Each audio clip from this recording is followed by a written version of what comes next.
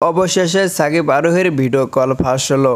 হ্যাঁ দর্শক, আজকে আমি বলবো যে সাকিব আরোহী ম্যাম ভিডিও কলে কি করেছে এবং কি বলেছে। আজকে আমি এই ভিডিওর মধ্যে সব কিছু তুলে ধরবো, তাহলে ভিডিওটি কন্টিনিউ করতে থাকুন। বর্তমানে সবাই জানেন যে সাকিব আরোহী ম্যাম জুটি হয়ে নাটক করে দর্শকদের মুগ্ধ করেছে, কিন্তু হঠাৎ করে সাকিব আরোহীর ভিডিও কল ফাঁস নিয়ে অনেক মানুষ অনেক মন্তব্য করতে থাকে।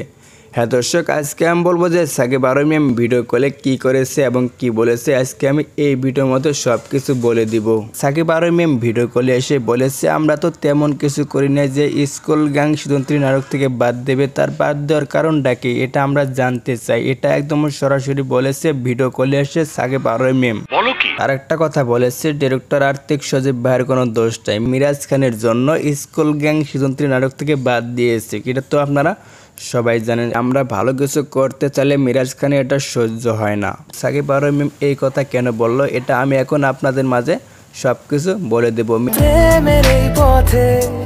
মিরাজ আরোহী ম্যাম জুটি হয়ে নাটক করে দর্শকদের মুগ্ধ করেছে, কিন্তু মিরাজ আরোহীর মধ্যে একটু ভুল বোঝার কারণে আরোহী ম্যাম মিরাজকে ছেড়ে দিয়ে সাকিবের সঙ্গে জুটি হয়ে অনেক নাটক করতেছে, অনেক টিকটক করতেছে। তারপর আর্থিক সজীব ভাইয়া স্কুল গ্যাং সিদ্ধান্তের ঘোষণা করে দেয়। তারপর মিরাজ খান দেখে সরাসরি বলেছে, সাকিব আরোহী ম্যাম যদি অভিনয় করে তাহলে আমি অভিনয় করব না। এই জন্য আর্থিক সজীব ভাইয়া সাকিব আরোহীকে বাদ দিয়ে মিরাজকে নিয়েছে, আরও অন্যান্য অ্যাক্টরকে নিয়েছে। এটা তো আপনারা সব কিছু দেখতে পারছেন। এই জন্য সাকিব আরোহী ম্যাম ভিডিও কলে এসে সরাসরি বলেছে মিরাজ খানের জন্য স্কুল গ্যাং সিদ্ধান্তী নাটক থেকে বাদ দিয়েছে, ডিরেক্টরের কোনো দোষ নাই। এটা একদম সরাসরি বলেছে সাকিব আরোহী ম্যাম ভিডিও কলে এসে। এটা তো আপনারা সব কিছু দেখতে পারছেন।